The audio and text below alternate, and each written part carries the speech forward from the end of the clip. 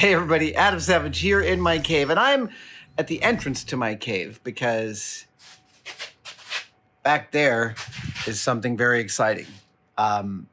Several months ago, I mentioned that the woodworker's bench that I had, which is now sitting here, was a little long in the tooth, and I bought it on Craigslist, I think, or Etsy, and I realized that I needed a better workbench, and I talked about building one on this channel. I talked about making one or maybe buying one, and a workbench builder named Andrew Klein reached out and said, "I make workbenches, and I would love to make you a workbench." And I said, "Okay, what are you gonna say?" Andrew has a specific design of workbench that incorporates a steel base. And, well, I'm not, there's going to be more details about this. I'm actually going to get on a Zoom and talk to Andrew about how this works. But the long and the short of it is I've been gone for almost 3 weeks.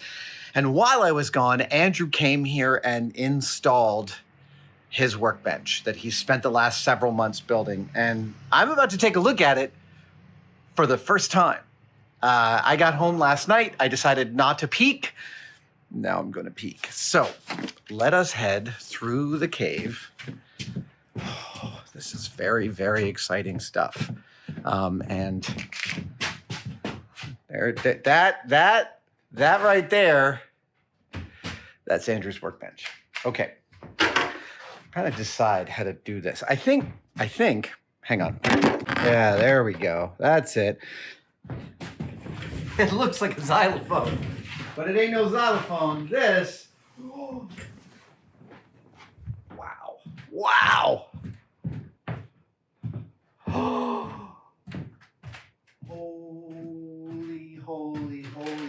what? Oh, wow.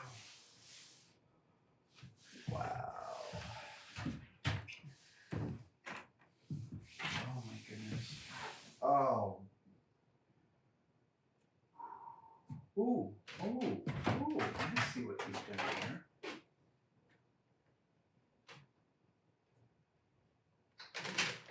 Wow. That's, oh, wow.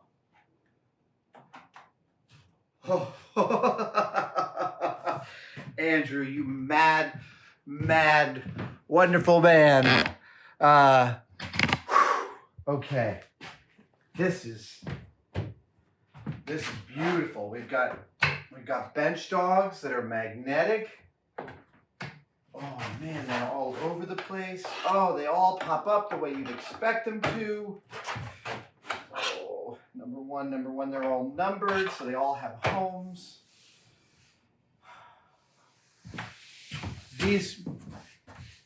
One of the things that's unique about this bench is instead of a laminated top, these two big slabs are monolithic. They are two giant pieces of lumber, and wow, they are super beautiful. Did Andrew make his own version of my lamps? Is that what actually happened here? Holy cow. Deuteronomy. I see 3D printed parts, and I'm kind of blown away. The other aspect of this that is completely amazing is the vise, and I want to get you a better shot of that. So a good woodworker's bench has a good vise, and this is a meaty piece of lumber. But one of its beautiful features is this incredible gear train, which Andrew designed. And I think if I'm right, it's got a speed mode. Yeah, right? It's got a speed mode, and you can slow it down. Oh, these vices are lined in cork. It is such a lovely piece of equipment. Oh my God. Oh, wow, it seats between the hex bolts. That's lovely. Oh, man. there are things I don't know how they work on this, and I will be getting on a Zoom call with Andrew later on today to discuss and walk me through some of these parts. Oh, this is magnificent. Okay, let's go into speed mode. That is something else. And oh yeah, you can just rest it there and it stays put. Oh, wow. Okay. Here is the steel base. You can see how powerfully strong it is, and we'll be linking to Andrew's page if you haven't been paying attention already.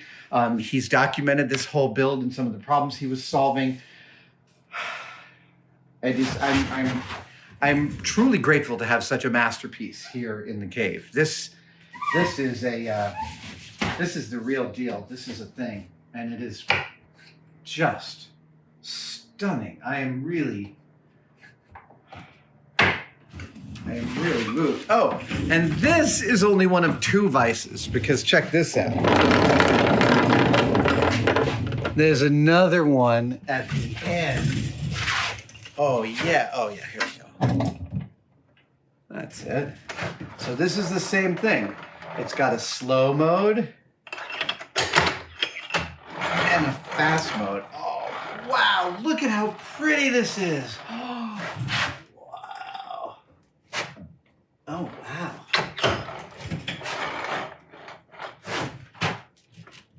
Oh, wow, okay. I don't want to adjust anything too far. Oh, right.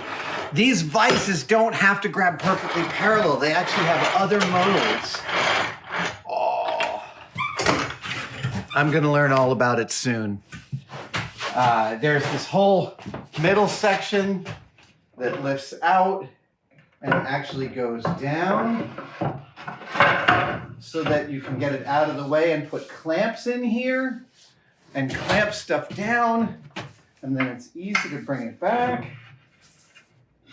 Andrew, you are a madman, and I love that about you. Come on, how do I What's up? And it just sits. Oh, I see. You can sit up. They can sit slightly down. Plus, I mentioned I wanted a power strip, and he's got this beautiful magnetic power strip that he built that locks right in. Wait a second. Got to figure out how this operates. There we go. There we go. Whoa! Maybe I shouldn't have let that smack so hard, but everything seems like it's okay. Okay, so it's a push. It's a push to set. Oh man, so I can put this power strip anywhere I want.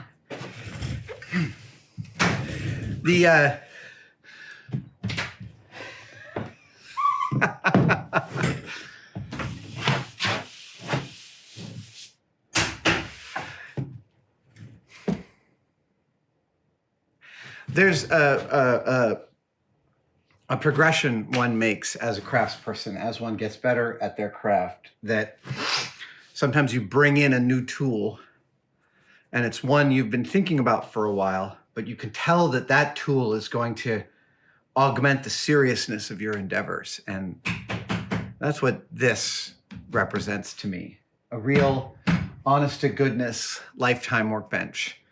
Solid as a rock, heavy as hell, a surface to really beat against and to use for excellent woodworking, which is what I plan to do with it.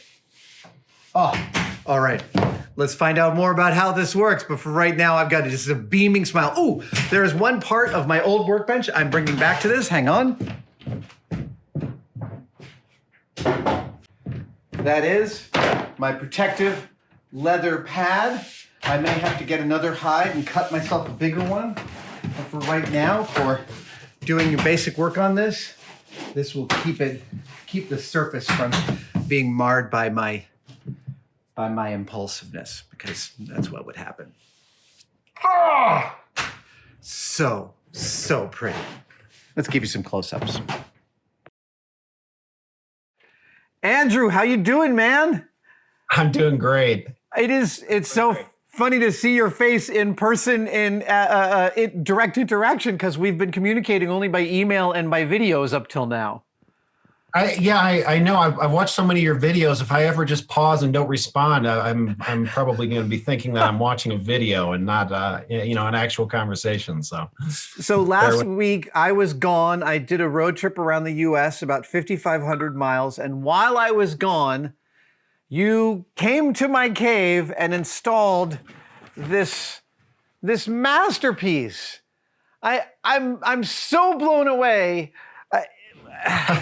Okay, I'll tell you, I filmed my reveal of it. I came here alone. I set up my camera and I pulled the cloth off, and I looked at this and I just, there are, within the collection of tools, right? We had our first screwdrivers, we had our first hammers, and then we learned what tools we wanted and we bought better versions of those. But even despite like 30, 40 years of my experience in tool collecting, it is still rare that a tool comes into my purview that I know is a lifetime tool, is a tool I will have for my whole life. And this bench is one of those things. And I'm so gobsmacked by how beautiful it is in person.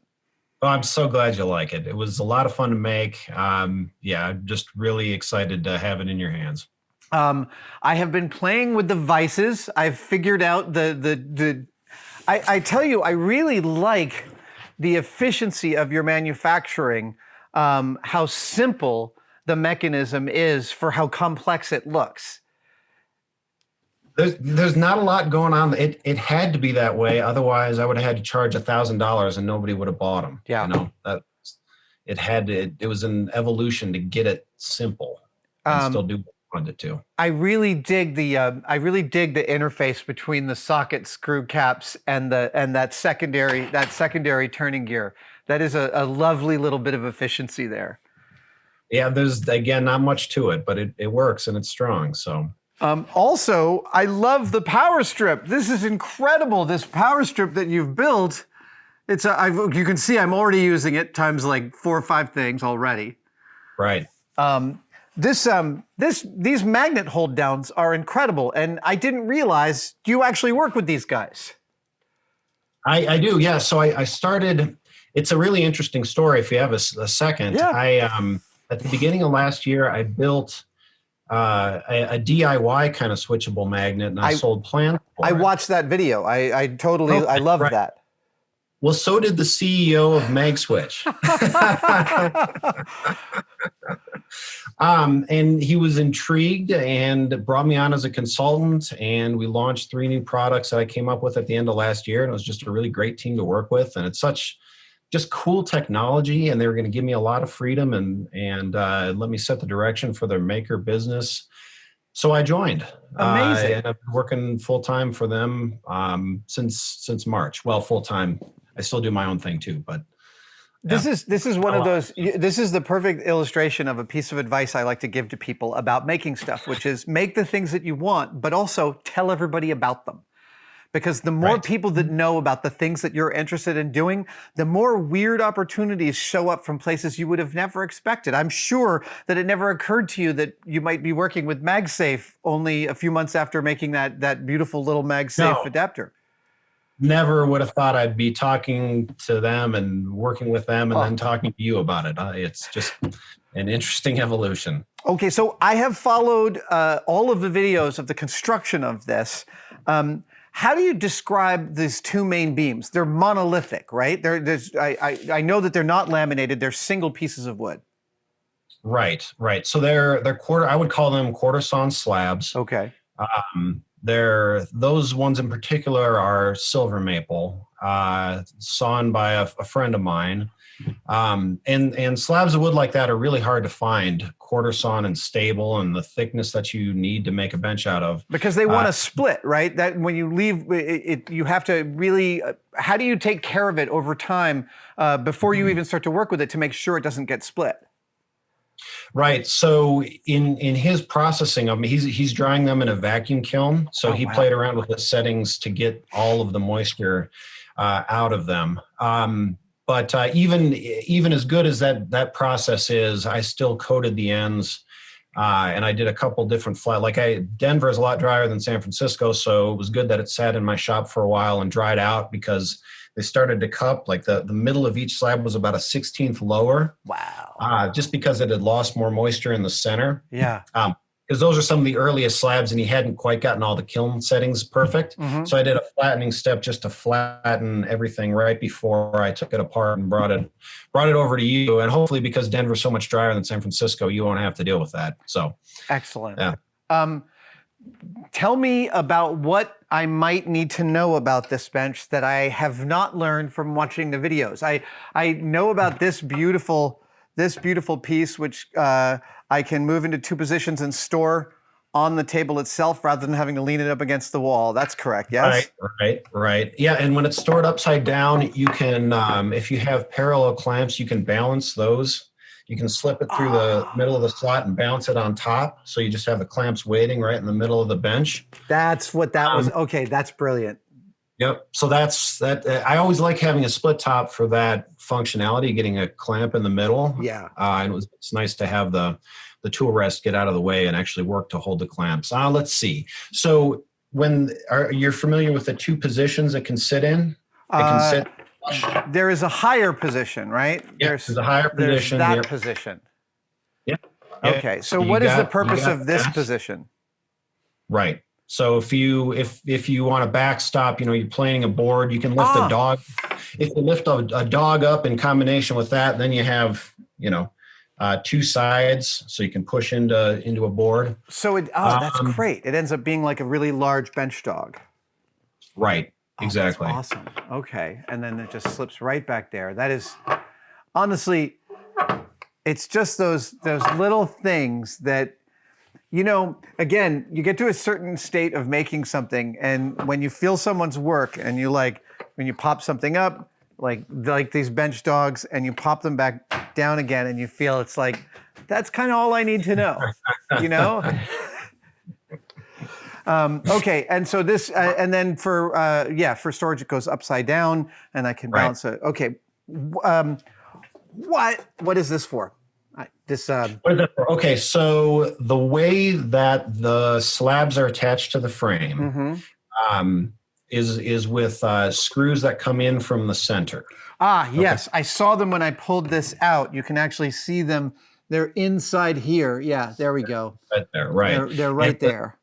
And the standard Allen wrench is too long in the 90 to the shorter section. You still can't get it in there. So I had to cut that one off. Got it. I figured since I modified it and I had no use for it, I'd pass it on to you if you ever need to move the bench and take it apart. Well, then I will get my engraver and write in what the hell this is for, so that it doesn't get lost. Because this is absolutely the kind of thing that will float around for years and disappear 2 days before I need it. Right? Before you need it. Yep. Absolutely. So something I don't think I've talked about much in the videos are the hold fast on the left front leg. Okay. Do you have those in place? Is it this thing? Nope, not that thing. Oh, okay. 2 holes in the 2 leg. You mean these guys? Yes. Do you know how to use those? Now these go in the bench dog slots to hold down a piece, and I give them a hammer to lock them in. Is that correct? Locks them in, and then you give them a hammer on the back, kind of hit them from the back like to that. unlock. Yeah, just like that. Okay. Yep. I actually do have a couple of others of these, I think. Yeah, I have a much crappier version here that I used on my old bench a couple of times. Those always want to come loose. What's that? For some reason, that kind that you just pulled out, I had those, but they didn't jam into place nearly as well as these. These are really nice. These are lovely Gramercy tools. And the magnet's strong enough to hold them up. I noticed that. The magnets you have on the side of this is really great. It affords all this positionality that I think is awesome. They're axially magnetized. What's it called? I'm going to say it wrong now. Diametrically magnetized, so that the north and south poles are on the sides of the cylinder, not the ends of the cylinder. So they're real easy to install, and they're you need them to be. So. Oh, that's neat. Right. I forgot there's you can choose the polarity directionally on that stuff. Right. Okay. So I've got those down. And the main, oh, right. It is the end vise here isn't just a straight open and close. It can also go angled, right? It can go angled. Yep. Okay, so how do I initiate that? Is it these two clamps down on the underside? Yep, and I've got them really jammed tight, so you're gonna have to. Yep. And when they're jammed tight, they afford it just to go parallel. Is that correct?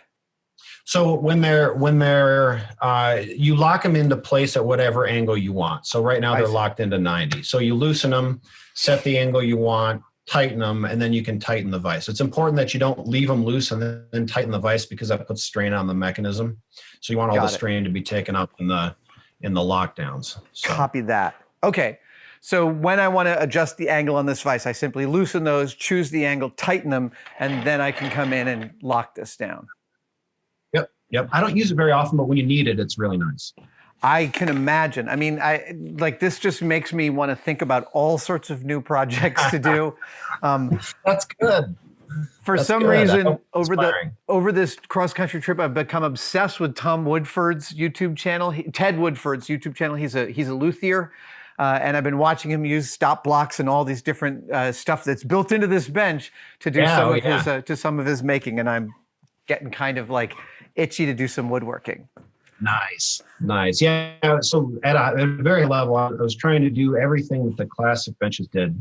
Sometimes in the same way, sometimes with my own little twist on it, just to approach all of the work holding needs in a novel way. So I hope you enjoy using it. Andrew, it's a masterpiece, and I'm really proud to have it. And exactly what I was complaining about 6 or 8 months ago when you first reached out to me. This is a bench I can hammer into, and it's not going to move on me. It is here, and it is like it's ready to do some work. And I can't thank you enough, man. It's beautiful. I'm just as excited as you are, believe me. Can't wait to see what you do with it. Oh yeah, starting today. I'm literally, when we're done with this phone call, we have a standard meeting, and then I'm jumping into a one-day build right on this thing. Oh, I'm also protecting it with a nice big slab of 7-ounce Latigo leather that I had. Nice. So that because I'm impulsive, so the leather will hopefully keep me from adding too much of that damage to this guy. It's a bench. It's meant to get used. So no sweat. How do you think the magnets are going to work for your the light boxes that you use? I'm amazed. So this is the other thing. I didn't realize you actually built me a version of my own lamp. Is that correct? Right. Yep. Okay. I tried to follow your instructions with the steel in the bottom, like 6 inches. Yeah. And then the 2 pieces of what's it called? That wire? Armature wire. Right. So I tried to follow all the instructions.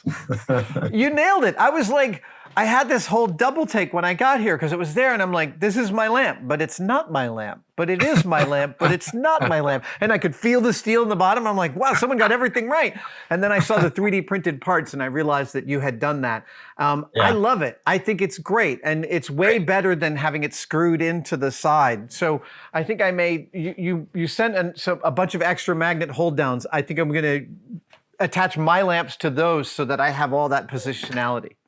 Gotcha. Excellent. I'm glad that's going to work. Dude, it is lovely. And I must say, this is about what you used, right, for the lamp. I'm kind of amazed at how much torsion this can take and not budge. It's incredible. So that's one step up. That's a 400-pound magnet. The one I used on your lamp is a 165. Amazing. I'm really kind of, both Norm and I were like a little blown away by how solid its connection is. And having steel on the bench is great. It is. I've gotten some pushback from the purist woodworking community on a metal base. Not surprising, but I would never go back. Well, it's everybody has a thing that works for them. I'm not a big fan of gatekeeping anywhere, but I also understand that everyone has a process that works for them. I love the mix of old and new here of using a design that is hundreds of years old. And I bought that Workbench book you recommended, by the way. Oh, good. And it's incredible. It's so beautiful. Tested. We will include a link to this book. I think you can still buy it in the comments below. It's basically a treatise on the workbench through history and examining old and new benches and kind of unpacking old techniques that people didn't even know about that were built into new. It's really, really cool. And he popularized a lot of the resurgence and appreciation for the old designs, and really had an impact in the community. So I'm glad you followed along with it. Oh, dude, it's a terrific bedtime reading book. My wife is like, you're reading a textbook about workbenches, and I'm like, and I'm enjoying the spit out of it. All right, Andrew, I can't wait to see the next things you invent, because I expect great things, man. It's what an exciting collaboration this is at the beginning. So thank you. Oh, thank you for the opportunity. Absolutely, man. Be well. Yep, you as well. All right, stay safe.